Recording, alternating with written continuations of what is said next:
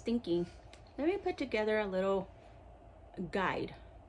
So if you're still thinking about buying a home, I kind of figured let me start giving you this information. And all of my stories are gonna be stories that I have dealt with personally, that I've seen, and that things I continue to see in real estate, okay? Because again, like I was telling you, I am a real estate agent, not a lender. Okay, so all of my stories are gonna come from a real estate side of things. Okay, so that's what this video is gonna be about. If you're preparing yourself to buy a house. All right, so the first thing that you're gonna be doing when you're getting ready for your home purchase is you're actually gonna look into finding a lender. Okay, yes, you're hearing me right.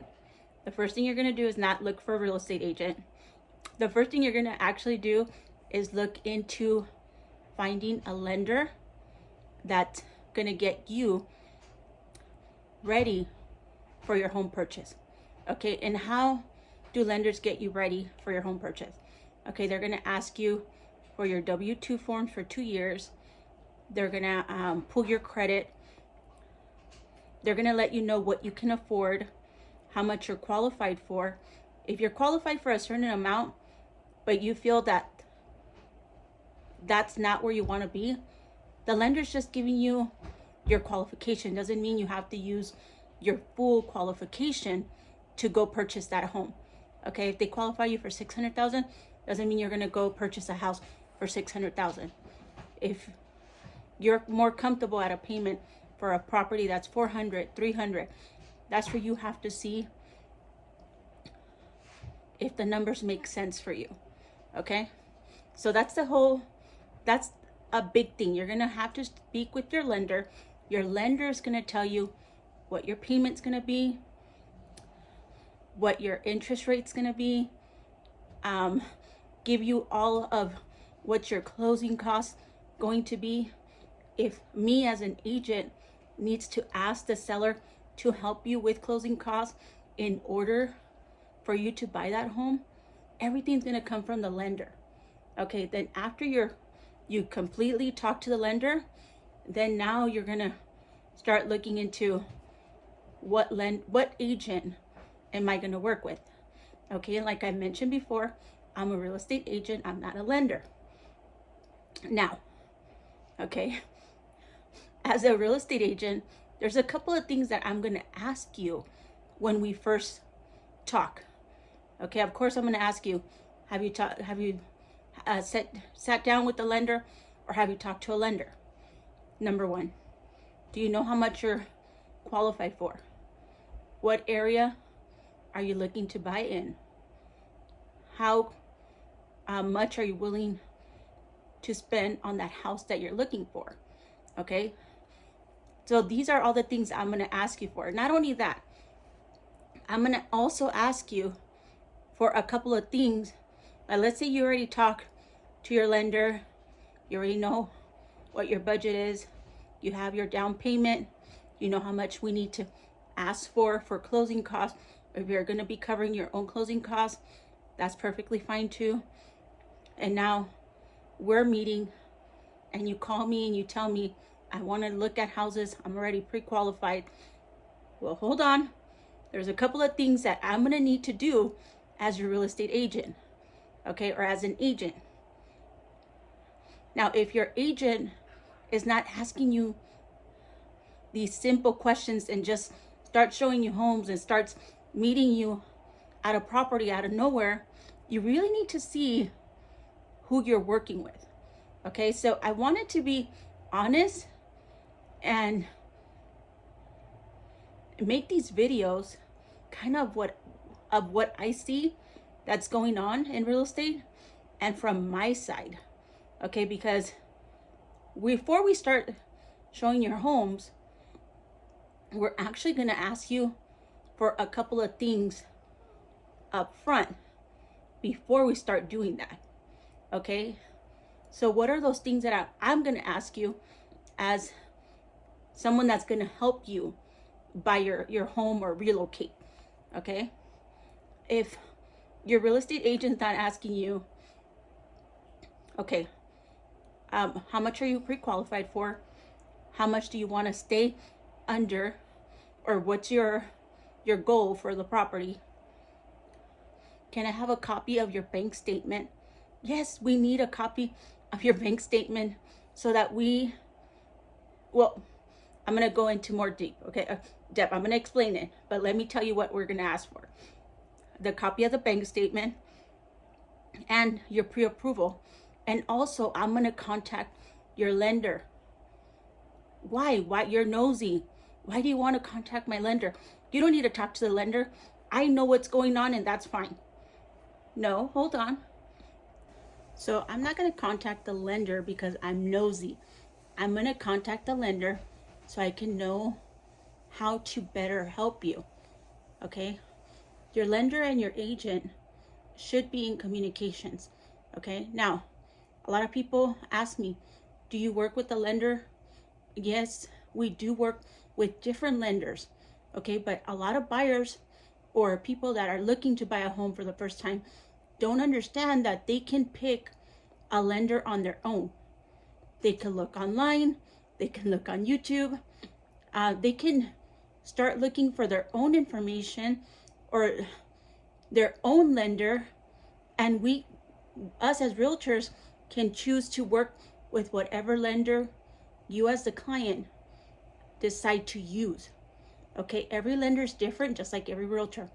Okay, every lender is going to give you different interest rates. They're going to charge different, and you have to decide what lender you're going to work with. Not us. We don't make that decision for you. Okay, you're going to decide and make that decision that fits best for you, and you see that they're helping you and giving you the information that you need. Okay, just like real estate agents. Okay, so yeah, so I'm not calling the lender to be nosy. I'm calling the lender so I can better understand how I can help you. Okay, so that's why we're calling the lender, and make sure that they have received all of your documents. Make sure that they have the bank statement, and make sure they have everything from you. Okay, so I'm not calling them just to be nosy. I need to see how I can better help you, and that's why that I'm making that call to the lender. You would be amazed. A lot of agents, they don't care. They just get the letter. They don't even know what's going on, and they just start showing people houses. You find the house that you like, and guess what? You can't even write the offer for the house, and you can't write the offer. The agent can't even submit the offer. You're not really pre-qualified, and you fell in love with the house that you can't buy. Let me tell you a little story. Okay, happened to me. I had a client that I sold a house. I sold their house that they were living in, and his son wanted to buy. Okay, the lender that they were working with, I called them, asked them, hey, do you have everything that the client needs to be qualified? Because we're going this weekend to go see houses. The lender told me, yes, I have everything that they need to go look at houses. So I'm not saying the first weekend you're going to find the house that you love, because that's not what happened. We went out a couple of times until he found the house that he liked, that he loved actually, looking for a ranch. And he found it. Okay, we found the house he wanted. And guess what? We're ready to write up the offer. I'm thinking everything's fine. Asked the lender, is everything good on your side? Yes, everything's fine on my side, because we found a property and we're going to write an offer. Oh, hold on, the lender told me. I don't have his bank statement.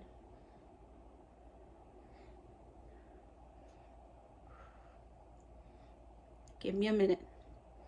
I asked him, you don't have his bank statement? Why? What happened? I had asked him for the bank statement. He's like, oh, the lender has it. Ask the lender. Oh yeah, I'll send it to you. They never send me a bank statement. Well, guess what? It turns out being we couldn't write the offer for the buyer. Oh, what did the buyer say? I do have the money. It's just under the bed. Okay. How's the money being under your bed gonna help you purchase this home? Okay.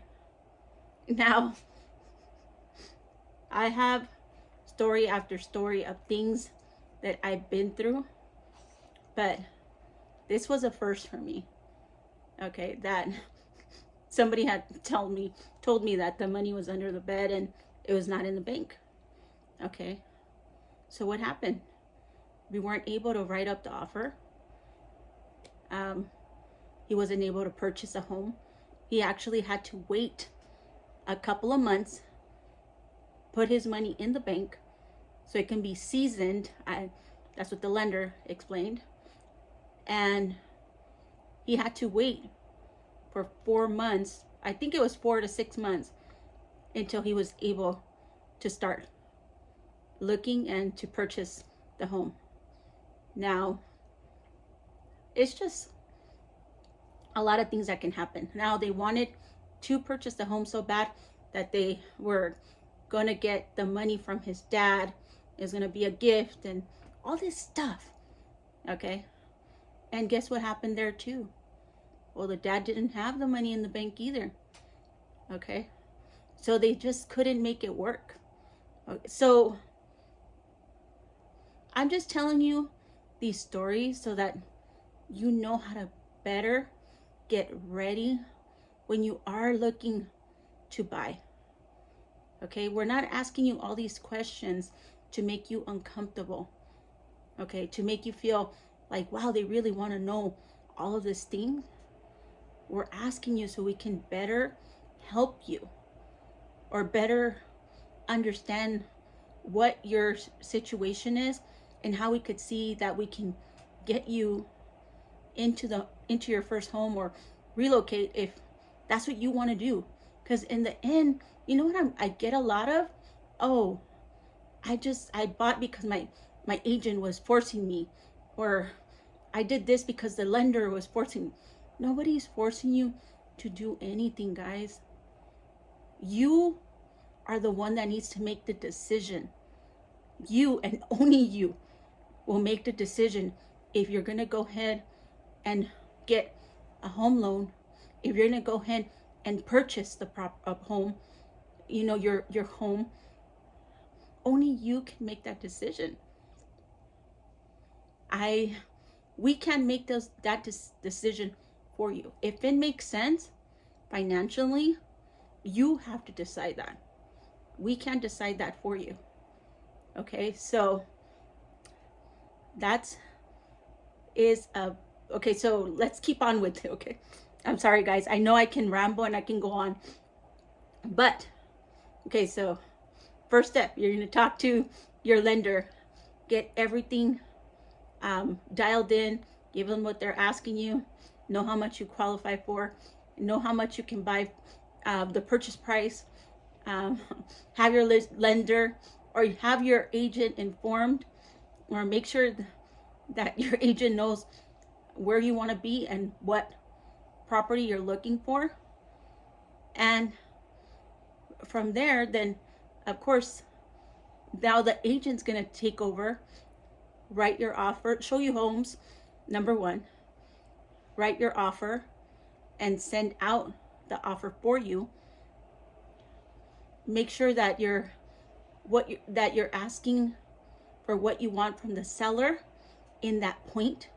So let's say you're a buyer and you want the refrigerator, the washer, dryer, the stove. Don't assume nothing comes with the house.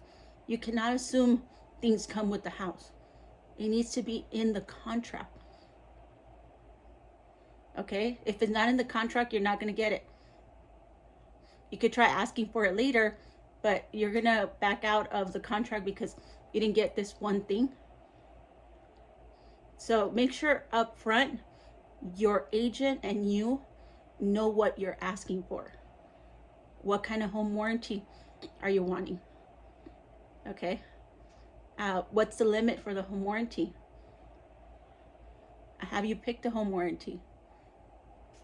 Okay. There's just a lot of things. Okay. Then you're going to go from writing the contract to doing your home inspections. From your home inspections, making sure the lender gets everything they're asking you for. Okay. And now to the closing. Okay. Making sure you are comfortable and are excited about the house, okay, so that you can close on your new home. Okay, so that's just a little guide. I'm gonna make more videos. Okay, I didn't want to go into depth into each section, but I plan on creating more videos that goes into each thing. Okay, so I hope you enjoyed this video on a buyer's guide. Okay, Angelica Bonilla here with Excellence Real Estate in the HD.